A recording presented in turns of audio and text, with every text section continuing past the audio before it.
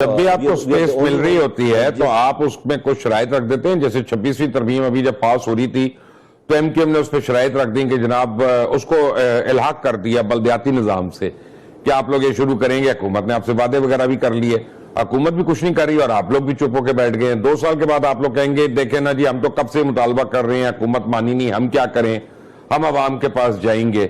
تو آپ لوگ ہر حکومت میں رہتے ہیں, ہر حکمران کے آپ ساتھ رہتے ہیں اور پھر اینڈ میں آ کے آپ کا یہی رونا شروع ہو جاتا ہے. بشیر بھائی, ہم تو آئندہ والی حکومتوں میں بھی رہیں گے اور بالکل ہمیں شائع ہوئے میں بالکل نہیں کرتا کہ ہم ہر حکومت میں رہیں.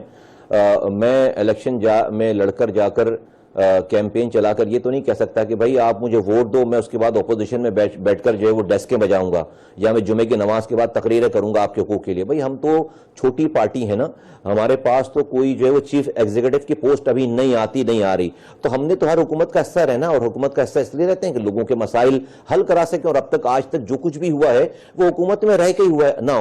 بالکل یہ والی بات ویلڈ ہے آپ کا پوچھنا کہ بھائی اس والی بات پہ بالکل ڈیبیٹ ہونی چاہیے کہ ہاں ہم کیا حاصل کر سکتے تھے اور ہم نے کیا حاصل کیا, ہماری اس میں کتنا فرق ہے. اس کے لیے بالکل میں آپ کی ساری بات مانوں گا بھی, میں اپنی پریشانیاں بھی بتاؤں گا, اپنی کمپلشنز بھی بتاؤں گا اور آپ کی بات بھی مانوں گا کہ ہم کیا اور اچھا, اور ہم روزانہ اس پہ ہم بڑے کانشیس ہیں کہ ہم کیا اور اچھا کر سکتے ہیں. جہاں تک آپ نے 26ویں ترمیم کی بات کی, یقیناً دیکھیں ہمارے پاس کوئی ایسی پاور نہیں تھی کہ ہم کہیں کہ بھئی ہم وہ فس کریٹ کر دیں. ہم نے اپنی بات کی, لیکن ہم نے ایک بات یہ ضرور منوائی کہ پی ایم ایل این نے ہمارے ساتھ ایم یو سائن کیا.